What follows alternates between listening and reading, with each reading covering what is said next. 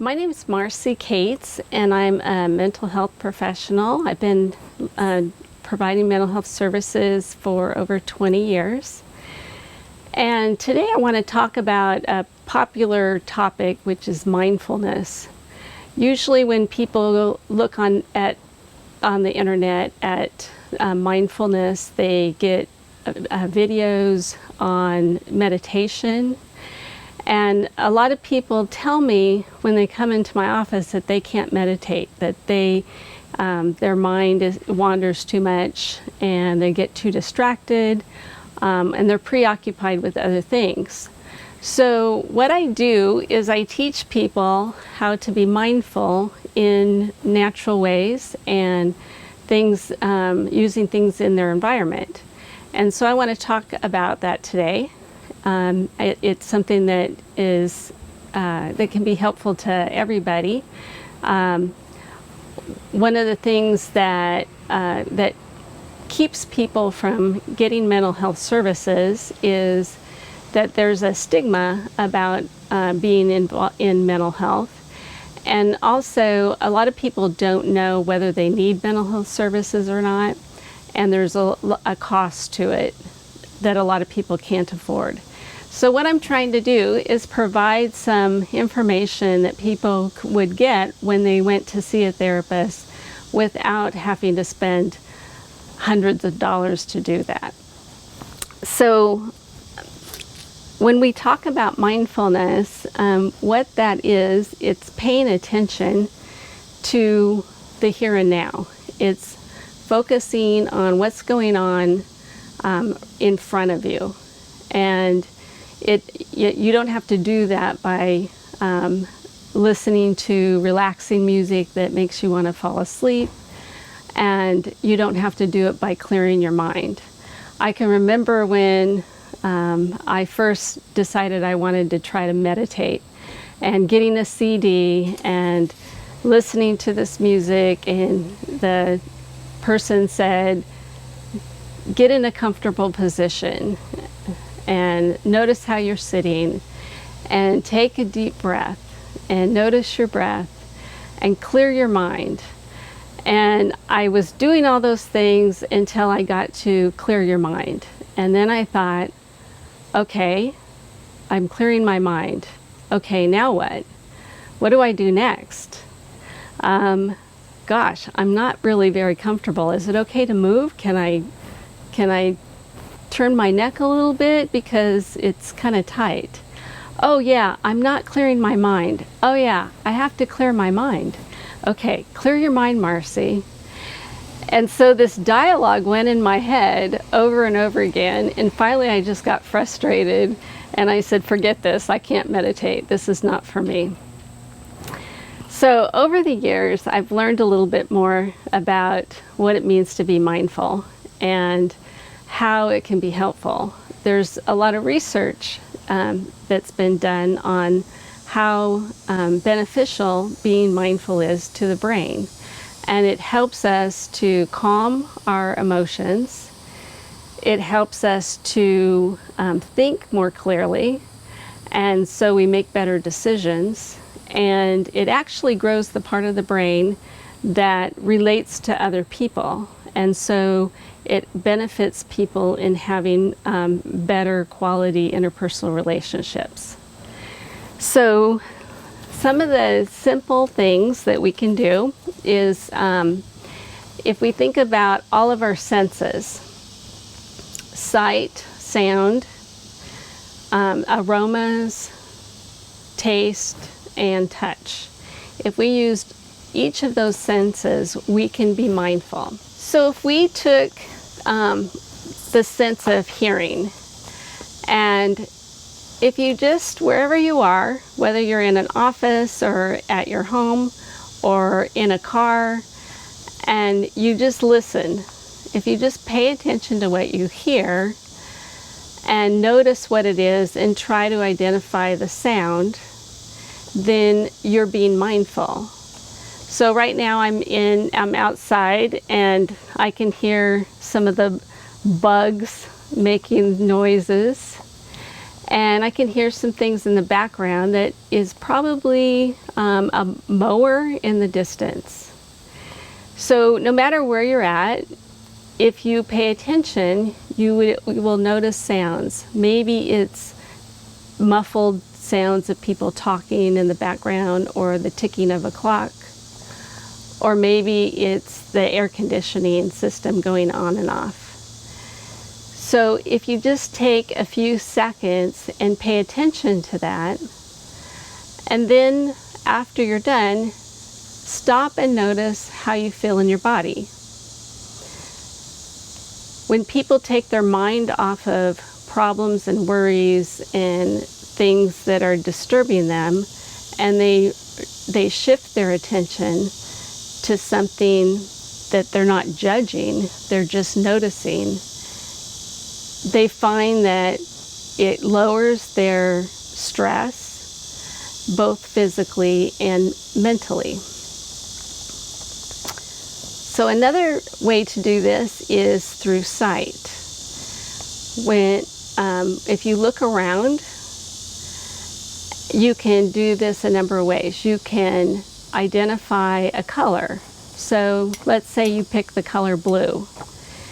You can look around wherever you are right now and identify what you notice that's blue. Maybe there's some books or something on a sheet of paper that's blue. And you just look around and you name those objects. Or you can pick another color. You could pick yellow. And maybe instead of naming the object, you look around and you count how many objects that are blue or that are yellow. When you were a kid and you were on a long trip and you were bored, your parents probably had you play the ABC game or something like that, where you identified the letters of the alphabet. And so that is a mindfulness activity. It gets your mind off of wondering how long it's going to take and being uncomfortable in the car. And instead you're focusing on looking for something that's out in your environment. There's other things that we've done, we do in our lives that are mindful, like laying down and looking up at the sky and identifying objects in the clouds. A lot of people will do things that are mindful and they don't even realize they're doing it. So when you think about it, when you are doing something that causes you to relax and lower your stress and kind of clear your mind of worries, it's probably a mindful activity. Another way where we can be mindful is through aromas. Now, usually because of the way our brains work, we will pick up on things that gives us a strong reaction. So pleasant aromas or really unpleasant aromas we notice. But everyday things we often don't even pay attention to. But if you decide you're going to focus on the aromas, you might notice things have a stronger smell than you ever really thought about. And the reason for that is it's where you focus your attention. Our brain cannot think of more than one thing at a time. We think it can because our brain can dart around very quickly. But what happens is when we're thinking very quickly, we don't pay close attention to one thing, and so we kind of miss out. And aromas can be something that we miss out on. So I encourage you to go in your kitchen and find some things and just smell it, or have different aromas in your house, candles, essential oils, things like that. And something that you might notice is from day to day, your interest in one aroma versus another might change. someone can pick up an essential oil and smell like patchouli and think it smells wonderful, and then the next day it can smell terrible to you. So, so that's another way to be mindful. Another way I teach people to be mindful is through touch, and you can do this even when you're in a staff meeting at work. You notice like where you are sitting in your chair. You notice where the pressure is in the chair. Are you tending to lean more to one side versus another, and what position is your neck and your head in? Also, you can notice the texture of what you're sitting on. Like right now, I'm sitting in a chair that has a cushion, but it also is metal. And sometimes we're in chairs that have that is plastic or a leather, and so it has a cool feeling. Sometimes we're in something that has a cushion and it's going to be warm.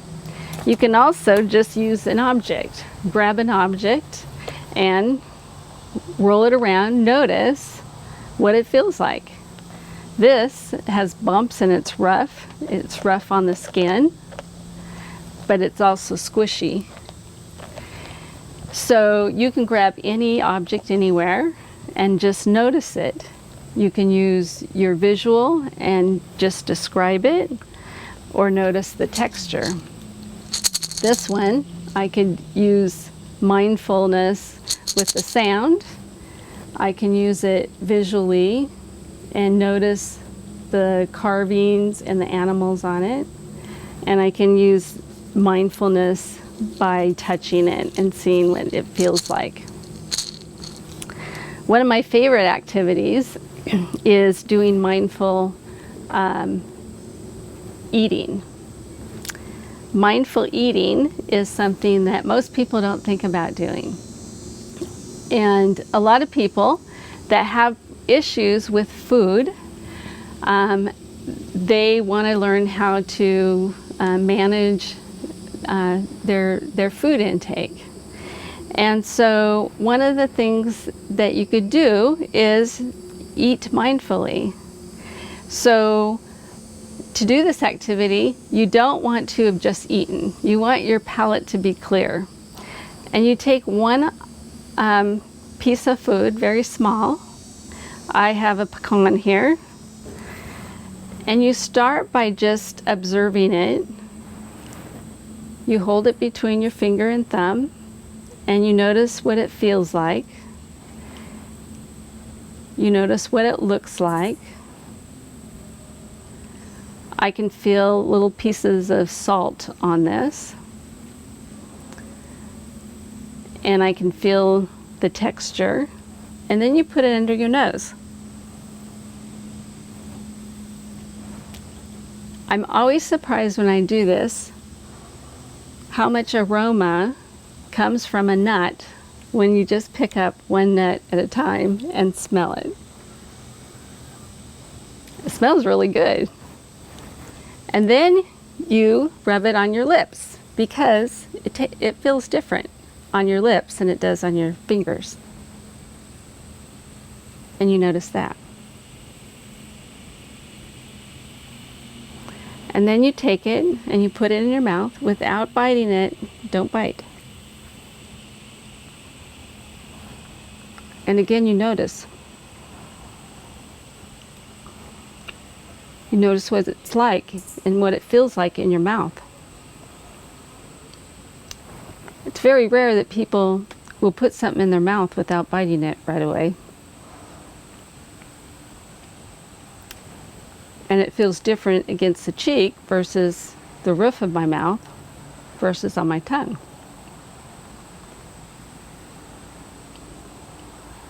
And after you roll it around in your mouth a little bit, then you decide, do I take the first bite? One thing I notice is my mouth is more watery. It's ready for that bite. So now I take the bite. And now I notice what it feels like after I take the bite. It feels different. And then I start tasting it. And slowly swallow it. And it's a whole different experience than if I were just to grab a handful of nuts and throw them in my mouth. So that's a really good mindful activity, and you're using all your senses at one time. So let's talk a little bit more about why mindfulness is important. One of the things I ask people who come in my office is how much time in their during the day are they thinking about the past, and how much time are they thinking about the future, and how much time are they thinking about right now. Most everyone tells me their mind's either in the past or the future. An indication of some of the problems that might be going on with them is how much time they're spending in the past versus the future. People that tend to be thinking about the past, thinking about regrets, thinking about the would'ves, should'ves, could'ves in life tend to be depressed. And people who spend a lot of time thinking about the future, they're often thinking about their worries, what could happen. They're going, in their mind, they're going through what ifs. What if I do this? What if I make the wrong decision? And they feel a lot of sense of anxiety.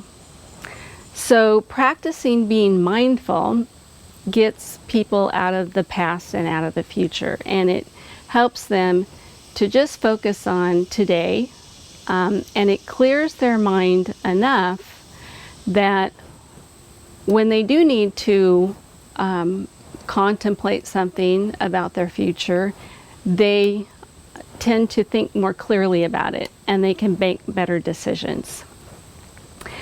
Now, one of the things that people will tell me is they will do some of this and then they kind of get stuck. They will start judging themselves. Well, there's a concept that I teach called radical acceptance. And radical acceptance means that you're accepting things just as they are. So if you're trying to do something that's mindful, but you notice your mind keeps jumping back to a problem, then you just notice that. And you notice, wow, I'm having a hard time doing this today. That's mindful, that's being radically accepting. It's not judging it as right or wrong, bad or good. We tend to want to do that. We tend to put things in categories. Oh, these are the good feelings: happiness, joy, excitement. These are our bad feelings: anger, guilt, sadness. And we try to stay away from the feelings that are bad, and we want to be drawn towards the feelings that are good. But what if they're all good? What if they all have a purpose? Then there's no bad feelings. So being mindful and being radically accepting of whatever's going on, whatever discomfort you're in, or wherever your mind goes, that is going to help you to be able to move on and to deal with stress in a much better way. So one of the issues that people have is they have really good intentions, but it's hard to follow through. So when you think about doing something that's mindful, it's easy to do it a couple of times and then forget to do it. It's like exercising.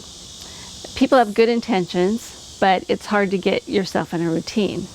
And we do know that the more you practice and the more you you exercise on a regular basis, the better your overall health will be. It's the same thing for our minds. If we practice exercising our mind, then we also are going to be overall healthier. So I think of the mind as like the engine. The mind is what gets our body going. It tells us when we're in pain. It tells us when we're angry, when we're sad, how we feel. It controls our thoughts, and our emotion and thoughts control our behaviors. So if we can get our mind healthy, then we can get our whole body healthy. Thank you for watching, and I hope you enjoyed this. I do have some forms that I've included with the video, so a person can use the forms to identify something that is distressing to them, and then they can practice doing their mindful exercise, and they can rate their level of distress over a period of time.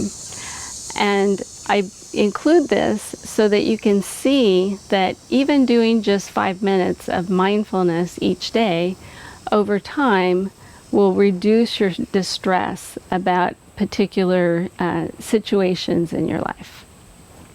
Thank you for watching.